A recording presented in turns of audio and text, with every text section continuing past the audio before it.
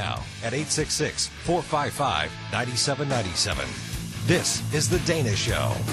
Phone lines are slammed, and we're going to be getting to you in just a minute. I appreciate your patience. 971talk.com/Dana is the Dana Show page. We've got a lot of good meat and potatoes up there for you. Yesterday, my inbox just exploded. The lines were crazy. Everyone was discussing the march on the Capitol over in Illinois concerning Senate Bill 136, which was requiring the registration of all children attending home-based private schools. Now, I said this before, myself as a homeschooler, I've said this before.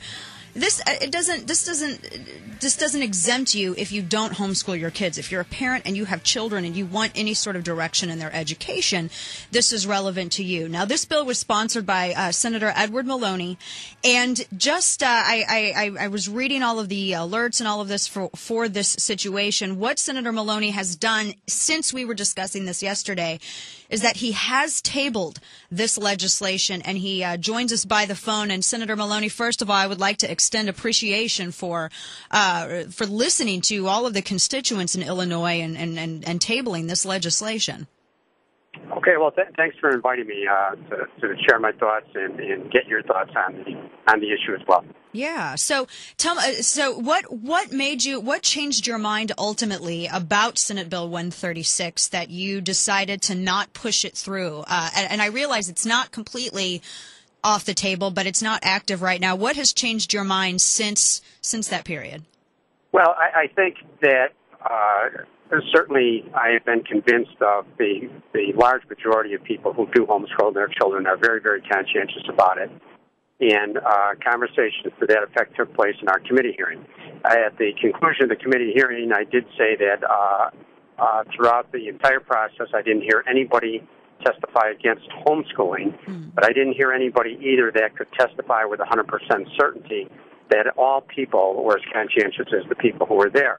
So the focus has turned to identifying truants under the guise of homeschooling and how we would identify those children so that they can get the proper education. Right, and that's something that I understand as well. And I sort of, as a homeschooling parent, I think that especially too, whenever you have a large group of something, you're going to have individuals who may not necessarily follow all the rules, just like with traditional, for the lack of a better word, state education. You have people that don't follow all of the rules, and it just I was curious as to why you felt the need to sort of to propose to sponsor this legislation.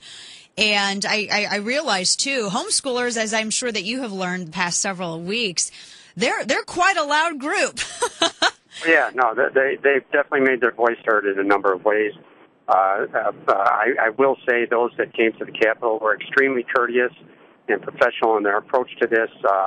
That wasn't the case with a lot of phone calls and emails, but I was able to, I think, observe the best of the best that came to the Capitol. What precipitated this was just an acquaintance of mine who I had a great deal of admiration for, who told me that they homeschool their children.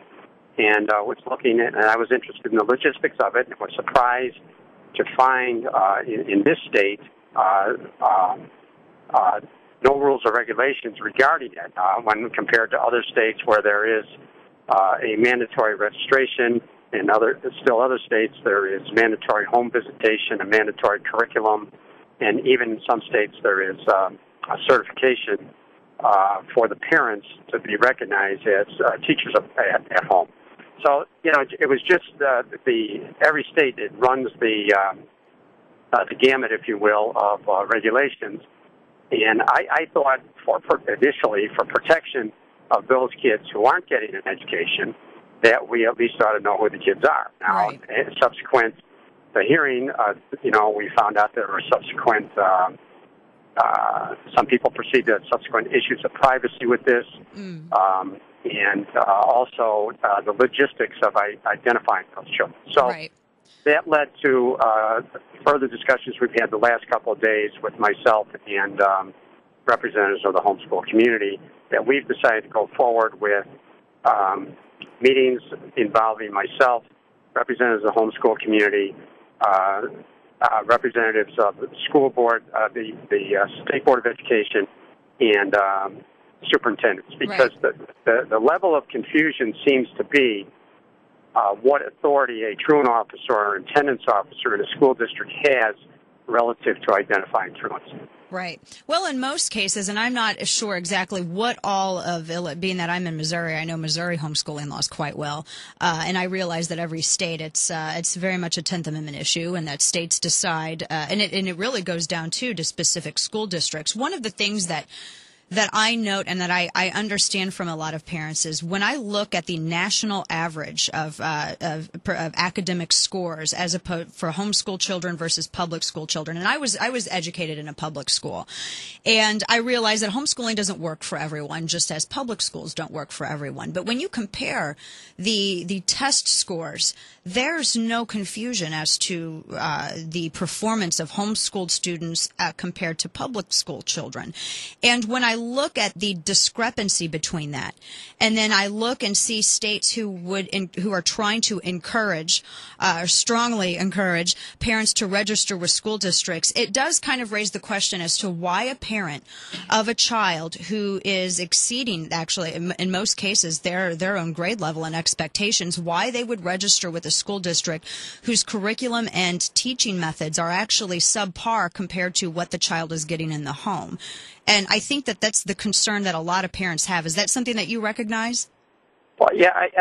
It's again something I think worth discussing. But again, when I asked the parents, and I don't dispute the evidence that many of the homeschoolers do better than some of the kids in regular public education. How they know that, and they cite evidence generally of a standardized test, which they're resistant to taking. For example, I was cited in many cases ACT scores, and yet if I suggested that homeschoolers take the ACT, there was a great deal of resistance to that. Right. So, some parents do it on their own, and we don't know how many people do it and how many people don't do it. Right. So that was kind of surprising to me as well. Well, there's a progress report, Homeschool Academic Achievement and Demographics, a report from 2009 included over almost 12,000 homeschooled students from all 50 states who took the California Achievement, Iowa Basic Skills, Stanford Achievement, the 07-08 academic year. And these are, when you look at the reading, language, math, social studies, science, all of those test scores, I mean, it's leaps and bounds. And so that's why sometimes I have to question if it's about academic success. I think kind of homeschoolers have really proven that. And I understand your concern for making sure that all students get a good education, which is why I'm wondering if you're going to be applying the same standards to public schools over in Illinois and teachers unions and things of that nature.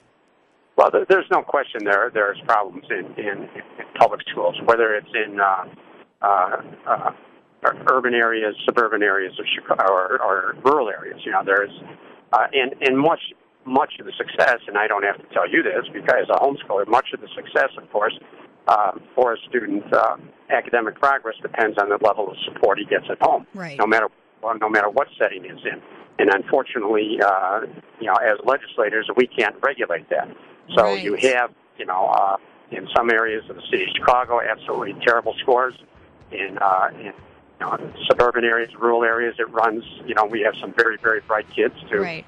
Kids who experience difficulties because of the lack of support at home. Well, and I don't mean to rush you, Senator Maloney. We're up against a hard break. Last quick question I have for you: will this legislation go away? Well, Senate Bill 136 has gone away.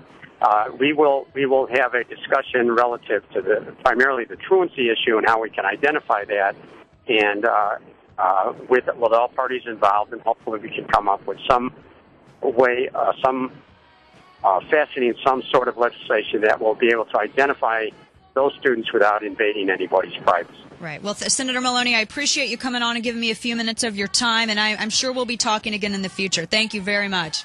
Thank you. Bye. All right, take care. We're going to get your calls when we come back. Keep it here. Dana Show.